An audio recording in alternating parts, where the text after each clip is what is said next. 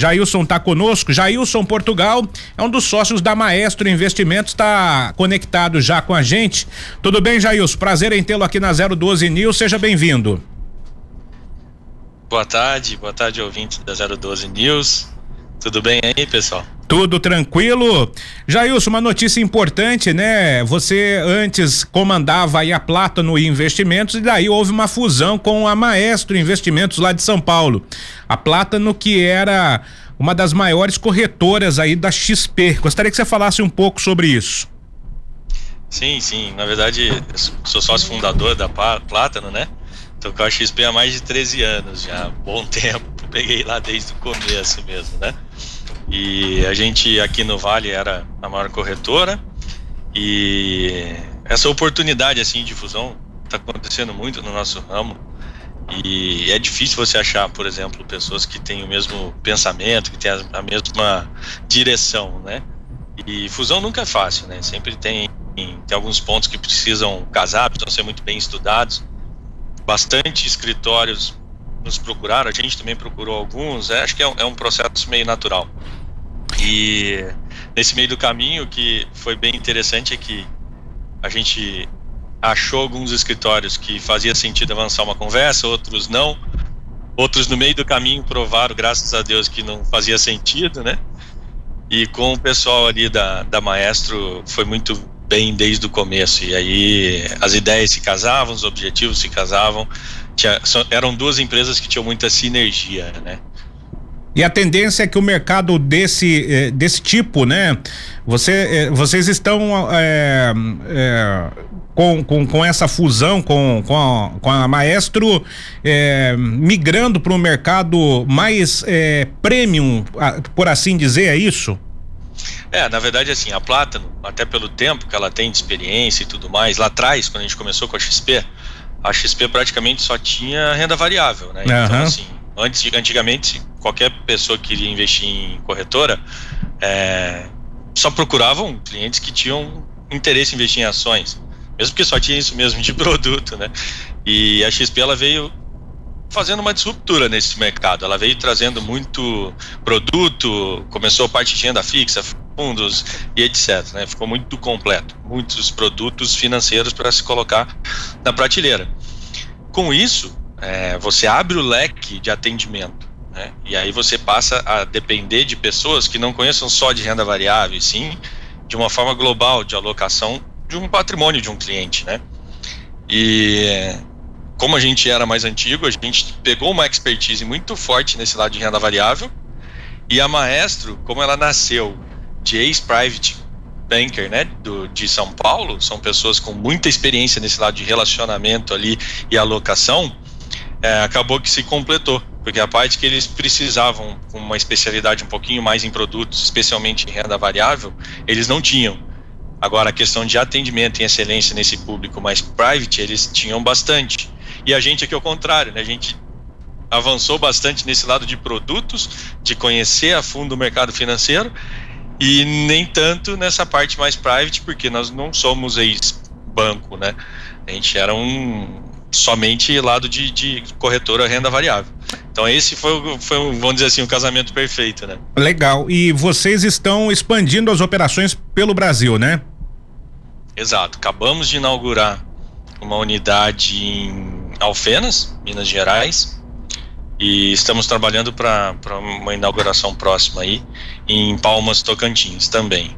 Fora isso, a gente tem alguns assessores, né, que fazem trabalhos individualizados em outras cidades, como Campinas, Litoral Norte, que a gente tem pessoas também, no fundo do Vale lá também a gente tem algumas pessoas, né, estamos também já trabalhando numa nova unidade aí, até uma novidade que não estava em pauta, em Goiânia, e provavelmente uma em Espírito Santo também. O Jailson, como é que o diferencial entre as corretoras? O que é o diferencial, né? Porque me parece aqui que as taxas podem ser parecidas, né, para atração dos clientes. Você tem aí as corretoras ligadas a bancos muito fortes também. Qual que é o diferencial nesse mercado de uma corretora para outra? Legal. Eu acho que principalmente os serviços que são adicionados, né? Então, assim, eu não digo nem de corretora, né? Por exemplo, nós aqui da Maestro, a gente hoje não depende só da XP para alguns produtos. A gente tem outros serviços que muitas vezes nem envolvem XP, né? A gente tem aqui mesa de câmbio, tem mesa de consórcio, mesa de crédito, mesa de renda, daí tem a renda variável sim, ou produtos financeiros que aí sim é exclusividade XP até por questão de regulação. Mas hoje o mercado, eu acho que está se destacando, o que está diferenciando um lugar de outro é principalmente o atendimento, né? E o conhecimento em cima dos produtos, porque os produtos em específico viraram um pouco commodities, vamos dizer assim, né? Praticamente todos os bancos têm. Antigamente a gente não via, por exemplo, um banco Itaú vendendo um fundo do Fundo Verde, por exemplo, né? Era só fundos do Itaú. Hoje não, você vai no Itaú, você tem fundos de diversas gestoras, como a XP veio trabalhando, e aí os bancos tiveram que abrir também essas possibilidades para não perder clientes, né? Então, eu acho que se você tivesse me perguntando assim, o que eu acho que duas coisas que se destacam bastante é o atendimento, acho que isso é um diferencial grande, e principalmente conhecimento em renda variável, que aí é diferente de um lugar para outro. Para ser assessor de corretora, né, de qualquer corretora, qual tipo de estudo a pessoa precisa ter? Não precisa de nenhuma formação acadêmica específica, por exemplo, uma faculdade específica, né? Por exemplo, nós temos assessores aqui médicos, temos assessores advogados, né? E não precisa de nenhuma formação específica. Porém, você precisa de uma certificação, que hoje é a da Ancor. Para ser assessor de investimentos, você precisa ter uma certificação da Ancor, precisa passar numa prova, ou seja, se tornar especialista em investimentos, né? Então, hoje, praticamente, para você trabalhar no mercado financeiro com assessoria como a nossa, você precisaria dessa certificação. Os investimentos na Bolsa cresceram muito, principalmente as pessoas entrantes. Eu gostaria que você falasse se esse mercado ainda tem muito a crescer aqui no Brasil. Eu vou colocar um pouquinho em números, né? Eu acho que é sempre legal a gente comparar. Estados Unidos, por exemplo, praticamente 65% da população, mesmo população com poder aquisitivo menor, tem o costume de comprar ações para criar-se um patrimônio de longo prazo, né? Aqui no Brasil hoje a gente deve ter mais ou menos por volta de 1,5% da população. Então eu enxergo bastante espaço ainda para crescimento nesse tipo de investimento. E dá para fazer, diante de tantas inovações que o setor já passou, né, e que a gente teve, não digo na parte da corretagem, até deve ter tido, mas você pode explicar isso melhor pra gente. A XP não deixa de ser uma inovação, mas dá para fazer mais inovações? Tivemos aí os bancos, né, as fintechs, eu gostaria que você falasse um pouco. Não, dá sim, eu acho que principalmente em serviços que podem auxiliar o investidor, né?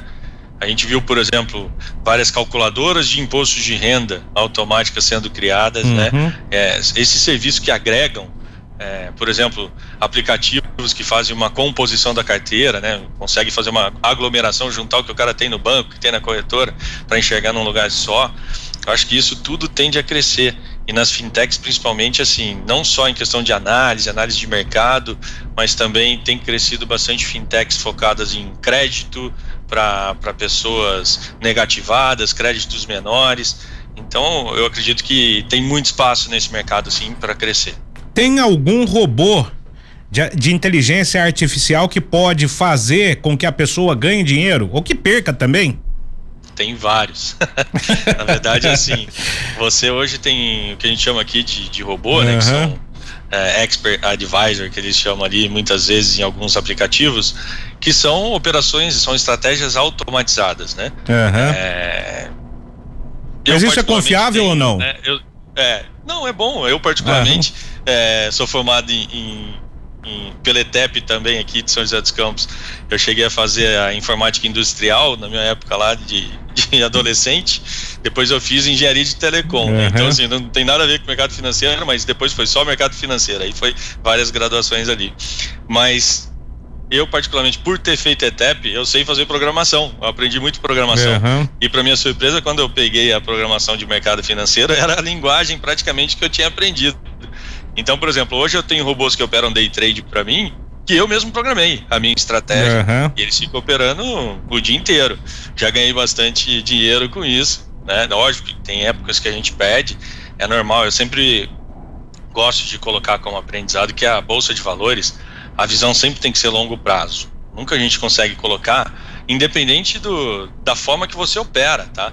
Tem pessoas, por exemplo, que compram ações, vou dar um exemplo até do Warren Buffett, que é o maior investidor, né? Ele compra uma ação, e ele não fica menos de 8 anos, ele fala, né, com uma ação. E eu conheço investidores que não conseguem ficar 3 dias. Ele já entra em pânico. Então, assim, mas independente das duas modalidades, o resultado sempre vem no longo prazo. Sim. Né? O robô é muito engraçado, porque a gente mostra ali uma simulação, ou, por exemplo, um track record, né, o que foi feito ali no ano passado. Aí você fala, coloquei aqui, vou chutar um valor, coloquei aqui 20 mil reais e terminei o ano com 100. O cara, legal, quero também, mas ele não vê que no meio do caminho ali a gente mostra em 2 minutos, né? Sim. O processo todo, mas muitas vezes, no meio do período ali, ele ficou 2, 3 meses tomando prejuízo para depois avançar.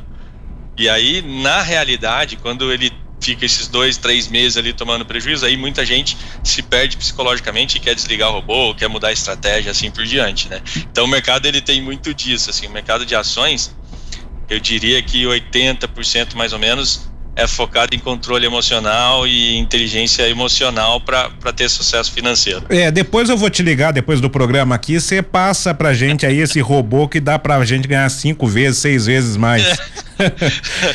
Eu sei que não é fácil. Buscar uma estratégia. Eu sei que não é fácil, né, Jailson? Porque, por exemplo, né, a bolsa chegou a 130 mil pontos no ano passado, de repente caiu para 101 mil e agora tá recuperando. Quem comprou lá no 101 mil tá com um sorrisão desse tamanho no rosto, né? Mas aquele que comprou com 130 mil, ele ainda tá recuperando aquilo que perdeu, se é que ele permaneceu também nas ações, né? Exato.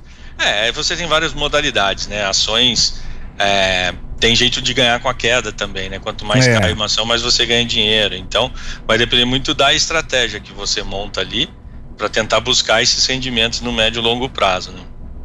Não tenha dúvida, o mercado financeiro no Brasil aqui tá barato ou não? Quando a gente olha índices, principalmente valores ali da ação em relação ao lucro, em relação ao preço da ação, tudo mais, nós estamos em níveis, sim, que geralmente são considerados, entre aspas, baratos, né? Sempre quando a gente tem uma crise, por exemplo, tem alguns indicadores que a gente está acompanhando que os níveis estão parecidos com 2008, 2016, que foram fundos ali que acabaram acontecendo, né? Então, a gente considera que as ações, sim, estão baratas. Tem algumas ações que estão baratas, né? Pode ficar mais barato? Pode. A gente sabe que isso não tem regra no mercado financeiro. Mas é inegável que algumas empresas estão com ações bastante descontadas, até a gente está vendo algumas movimentações já essa semana. Por exemplo, a Porto Seguro anunciou recompra de uma parte de suas ações, ou seja, até ela mesma está achando que está barata e está colocando ações para o caixa, para a tesouraria novamente. Deixa eu perguntar, banco tá barato? As ações de banco, de uma forma geral? O banco, eles vêm enfrentando algumas dificuldades, alguns reajustes que eles estão fazendo ali, né? Principalmente com essa questão de oscilação de taxa de juros, mas sempre tem um período um pouco mais turbulento. Sempre são ações sólidas, é difícil um banco hoje não ter resultado, né, positivo. Isso. Mas você pode ter alguns ajustes ali. Eu diria que bancos hoje, em média, estão um pouco abaixo do que normalmente ficam, tá, em relação ao seu lucro e tudo mais, mas não estão assim tão descontados grosseiramente como a gente enxerga em outros mercados, tá? Então, assim, isso a gente enxerga vendo relatórios de vários analistas, tá? Sim. Então, assim, são opiniões de vários analistas em relação ao mercado bancário. As ações de minério de ferro, Vale, Gerdau, elas tiveram um recorde aí no final do ano passado, pouco antes da virada do ano, mas despencaram depois. Existe uma possibilidade, por exemplo, a Vale que eu tô vendo aqui, faz tempo que eu não dava uma olhada na ação da Vale, chegou a valer R$60 e alguma coisa, recentemente já tá em 93,80 a ação, pelo menos é o gráfico que eu tenho aqui nesse momento. Isso mostra uma recuperação, tem chão ainda para recuperar? A gente tá tendo uma certa crise ali com a Evergrande ali na China, né? Foi o que deu uma balançada nesse mercado aí de minério, que queira ou não queira, não só a Vale, mas todas as produtoras de minério têm a China como maior consumidor, né? Então ainda é uma incógnita essa recuperação, mas essa tracionada de volta da Vale aí tem muito a ver com minério de ferro. A gente já está enxergando uma recuperação nos preços do minério. Vale agora, né? E aí aquela pergunta de $1 milhão, né? Saber se o minério agora está no preço justo ou não, né? Exato. É a mesma coisa do dólar, né? Todo mundo pergunta, o dólar tá barato? Putz, aí é complicado porque... Essa seria a minha próxima pergunta. Trabalhar com um preço justo, né? E assim, eu diria que hoje talvez está num preço mais justo do que estava ali atrás. Então seria um momento bom para comprar agora ou não? A Vale? Não, o dólar. É que eu tenho uma pergunta aqui do nosso companheiro Renato Carnevale, faz planejamentos, quer viajar pro exterior, né? Tá guardando o dinheirinho que sobra e tá certo, ele tem que guardar mesmo e quando tiver a possibilidade conhecer outros lugares. Então daí o pessoal fica meio assim, tá barato, ó, 5,22. Já teve 5,70 recentemente, né, Jailson? Olhando por esse lado, obviamente que a gente está com um preço interessante para curto prazo, mas está dentro de uma faixa que também os analistas consideram mais coerente para o dólar, né? Já vi alguns analistas falando da faixa aí de 5 a 5,20, como eu vi alguns analistas um pouco mais otimistas falando ali de 4,80, tá? E os mais pessimistas na faixa de 5,30, 5,40. Então, assim, quando estava acima disso, obviamente que a gente estava um valor mais alto. E um pouco dessa queda aí do dólar também, que a gente viu, foi uma movimentação muito forte dos estrangeiros entrando no país, né? Isso. Deve-se, obviamente, também pela taxa de juros nossa que aumentou bastante, né? E aí passa a ficar uma renda fixa que é atrativa para o pessoal que tem um capital mais barato de fora, né? E trazer aqui para ter um juros real um pouco melhor. E também aos preços das ações, porque quando a gente já estava falando aqui, né, de preços descontados de bolsa, quando a gente dolariza ainda, esses preços estão mais em conta ainda pela alta que a gente teve no dólar nos últimos anos. Ô Jailson, eu sei que você está com tempo aí, já tem uma próxima reunião daqui a pouco, gostaria muito de ficar falando sobre mercado financeiro, que é um tema que interessa muita gente, investimento. Qual o melhor produto de renda fixa que você tem hoje? Tá pagando quanto? Olha, na verdade, assim, é difícil a gente falar do melhor produto, né? Quando a gente fala em questão de renda fixa, tem que deixar um pouco claro, assim, que a questão de renda fixa, o conceito de renda fixa é quando você coloca um investimento indexado, né, a algum índice, né, Isso. Ele vai ser corrigido por algum índice. Hoje, em relação ao CDI, por exemplo, você tem alguns investimentos que líquido está dando por volta de 100 e poucos por cento de CDI, né? Então, assim, esses são os melhores, mas renda fixa mesmo, quando a gente coloca bastante prazo, a gente acaba conseguindo umas taxas melhores, tá? Então, por exemplo, você emprestar, vou dar um exemplo do CDB, que é o que a maioria conhece. Quando você compra um CDB, o que você está fazendo é emprestando seu dinheiro para o banco trabalhar, e o banco te paga uma remuneração por isso, né, atrelada aí a essa taxa interbancária. Quando você faz esse investimento para o banco, falando para ele, eu vou deixar com você no mínimo 3 anos, é uma coisa. Agora você fala para ele, estou te emprestando hoje, mas se eu precisar amanhã eu tiro, ele vai te pagar menos, né? Então, assim, tem algumas oscilações de taxa, mesmo dentro da renda fixa, que tem muito a ver com o prazo, né, do investimento e também ao tamanho do banco, né? A classificação de risco dele. Bancos menores, para que ele consiga buscar esse empréstimo no mercado, eles acabam tendo que pagar um pouco mais também, né? E aí você sabendo trabalhar isso dentro da garantia do fundo garantidor de crédito, muitas vezes você consegue melhorar seu investimento trazendo tudo para dentro de uma garantia que você já tem em qualquer banco. Então essa é uma estratégia interessante. Outra possibilidade é você indexar, por exemplo, a uma inflação. Então você tem títulos que pagam inflação mais 5, inflação mais 4,6, ou seja, você está protegido da inflação sempre e ainda vai ter um ganho de 4%, por exemplo, 5%. Ou Também a gente está vendo agora uma modalidade que pode ser que comece a ficar interessante se a gente tiver uma curva contrária da CDI agora, né? Vamos dizer assim, as pessoas que apostam que o CDI está chegando próximo do teto, a nossa taxa de juros, e daqui para frente provavelmente vai começar a cair, começa a abrir a possibilidade, começa a abrir o que a gente chama assim de oportunidade de partir para uma pré-fixada. A pré-fixada é um valor fixo já que você trava. Então, por exemplo, hoje a gente já consegue chegar taxas de 12%, 13%, por exemplo, para 2, 3 anos, que é pré-fixada. Aconteça o que acontecer, se a taxa de juros voltar para 5%, você vai ganhar seus 13%. Então, tudo vai depender da estratégia, né, e do perfil do cliente para a gente montar essa composição toda. E numa carteira, não necessariamente você tem que ter tudo atrelado a uma coisa só. Você pode ter um pouco ali de renda fixa atrelada à inflação, um pouco no pré-fixado, um pouco em multimercado, um pouco em ações, um pouco em dólar e assim por diante. Você consegue montar essa composição toda para o cliente. Esse é o grande diferencial hoje de você usar uma assessoria. Não tenha dúvida, estou conversando com o Jailson Portugal, que é da Maestro Investimentos, é sócio da Maestro Investimentos.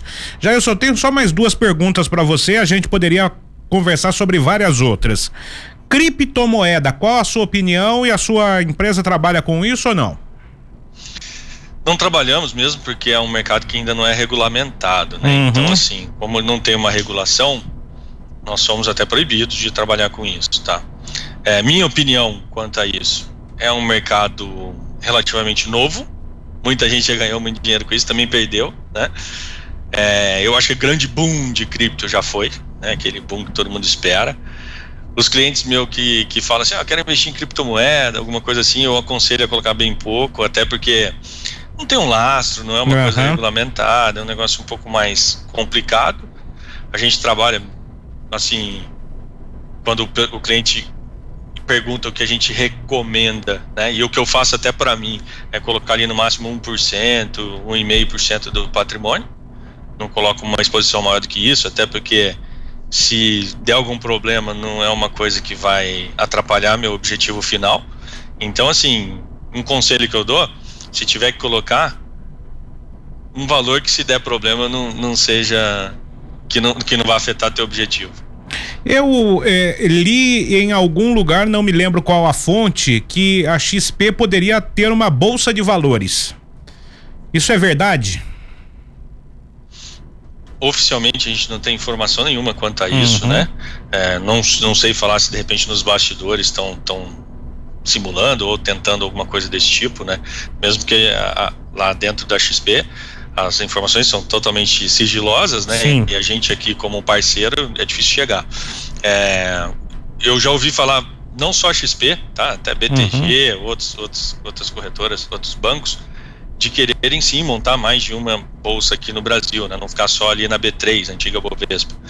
Mas até hoje, até onde eu vi, foi mais especulação. Não cheguei nada, não vi nada concreto.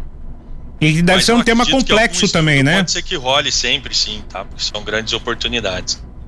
E não deixa de ser uma situação complexa de você criar uma bolsa de valores, né? Ah, sem dúvida. Se tiver que criar, assim mesmo, porque já vai ter uma concorrente forte que é a B3, né? Então, assim, para você criar, você tem que, com certeza, vai um investimento alto, vai uma série de análises ali para poder fazer um projeto grande desse. Muito bem. Jailson, mais alguma coisa a colocar aqui nesse bate-papo? Não, só queria deixar aí aberto até uma possibilidade da gente conversar outro dia, né? Infelizmente, com certeza, eu tenho mesmo prazo reduzido, né? Eu tenho uma reunião importante agora para participar, mas eu estou à disposição. A gente está fazendo uma ampliação grande. A Maestro tem um objetivo aí meio agressivo, né? Nosso sonho grande é bater 25 bi em 5 anos. Hoje a gente está com 2,3 sob custódia, então é um crescimento que a gente está bem arrojado aqui, né? E pessoas que têm condições, que gostam de trabalhar com isso e de repente querem trabalhar, né, com assessoria, pode nos procurar, tá? Independente da cidade, independente do que for, praticamente a característica tem que ser pessoas que têm um network bom, tá? Porque normalmente é por aí que ele começa, né? Na rede de relacionamentos dele ali, para depois montar sua carteira ali de clientes para evoluir. Então, assim, esse seria o recado, né? Que nós estamos aí em plena expansão e me colocando aí à disposição para um novo bate-papo, se for vontade aí de vocês. Com certeza é assim, a gente vai marcar, vou entrar em contato com a Renata, em breve você vem aqui conhecer os nossos estúdios, os estúdios da 012 News, ok? Ok, e até falar isso, né, eu não fui até aí, não foi nem por causa da reunião, mas eu tive alguns familiares que estão com Covid, então eu preferi resguardar vocês, né? Apesar de eu ter feito o teste e tá sem sintoma nenhum, tô negativo, mas como tem um pouquinho de risco, eu preferi resguardar um pouquinho todos aí. Jornal da Tarde, o resumo das notícias do dia, aqui na 012 News. Oferecimento: Casa de Carnes Esquina do Boi, Rua Aldemo Veneziane, no Alto da Ponte. Casa de Carnes Esquina do Boi, a qualidade que vai te surpreender.